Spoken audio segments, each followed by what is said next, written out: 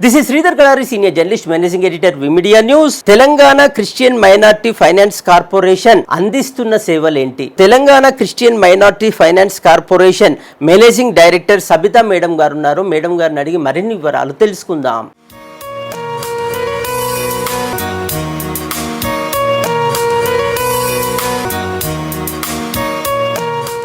మా కార్పొరేషన్ నుంచి Christian minorities కోసం రకరకాల సంక్షేమ పథకాలు మేము చేస్తున్నాము.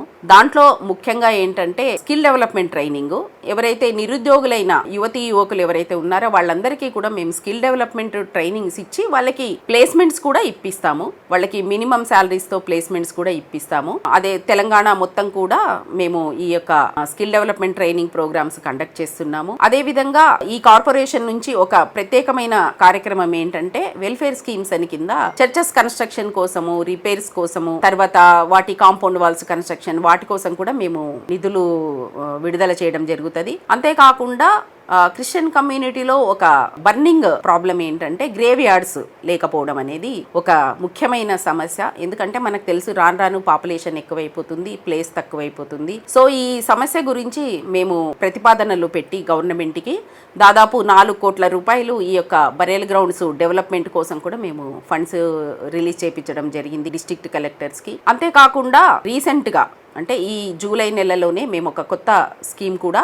ఎకనామిక్ సపోర్ట్ స్కీమ్స్ అని సెల్ఫ్ ఎంప్లాయ్మెంట్ స్వయం ఉపాధి కోసం ఎవరైతే మనకు గ్రామీణ ప్రాంతాల్లో ఉన్న యువత కావచ్చు, లేకపోతే మహిళలు పురుషులు అందరికీ కూడా మేము ఒక 3 స్కీమ్స్ లాంచ్ చేయడం జరిగింది. ఎందుకంటే మన గౌరవనీయులైన ముఖ్యమంత్రి గారు గ్రీన్ ఎనర్జీ గురించి చాలా అంటే ఆయన ఎప్పుడు చెప్తుంటారు, మనము ఈ పొల్యూషన్ తగ్గించాలి, మనం గ్రీన్ ఎనర్జీని ఎక్కువ డెవలప్ చేయాలి అనే ఒక ఆశయంతో మాట్లాడుతుంటారు. ఆ ఆశయంలో భాగంగానే మేము ఈ కార్పొరేషన్ నుంచి ఎవరైతే డ్రైవింగ్ వచ్చిన మహిళలకు పురుషులకు అందరికి కూడా ఈ స్కూటీస్ మేము వాళ్ళకి 80% సబ్సిడీ తోటి వాళ్ళకి ఇవ్వబోతున్నాము. అదే విధంగా మనందరికి తెలుసు టైలరింగ్ అనేది నెవర్ ఎండింగ్ అనమాట. ఆ వృత్తి అది ఎప్పుడు నెవర్ ఎండింగ్, ఎవర్ రన్నింగ్, ఎప్పటికీ నడుస్తుంటది. ఇప్పుడు గ్రామంలో ఉన్న మహిళలు చదువుకొని వాళ్ళైనా మిషన్ కుట్టుకొని రోజుకు వాళ్ళు ఒక 3 బ్లౌజులు కుట్టినా ఒక బ్లౌజ్కి 500 ఇప్పుడు తీసుకుంటున్నారు. అంటే రోజుకు ఒక 1000 నుంచి 1500 వాళ్ళు ఒక అడిషనల్ ఇన్కమ్, అంటే ఇంట్లోనే వాళ్ళు పనిచేసుకుంటూ ఒక అడిషనల్ ఇన్కమ్ ఉండొచ్చు. వాళ్ళందరికీ సొంతంగా మిషన్లు లేవు కాబట్టి 100% సబ్సిడీతో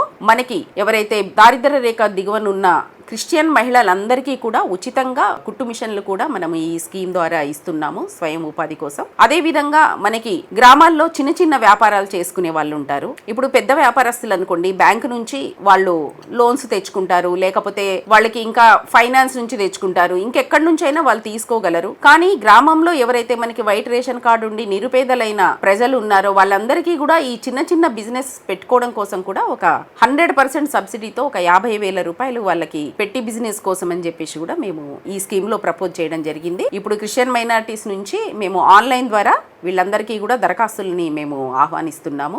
వాళ్ళందరూ కూడా ఆన్లైన్ ద్వారా దరఖాస్తు చేసుకున్న తర్వాత జిల్లా కలెక్టర్ల స్థాయిలో వాళ్ళని ఎంపిక చేసి వాళ్ళందరికీ కూడా ఈ యూనిట్స్ ఇప్పించడం జరుగుతుంది. మొత్తము మాకు 135 కోట్ల బడ్జెట్ తో ఈ క్రిస్టియన్ మైనారిటీస్ ఫైనాన్స్ కార్పొరేషన్ లో అనేక రకాల ప్రోగ్రామ్స్ చేస్తున్నాము.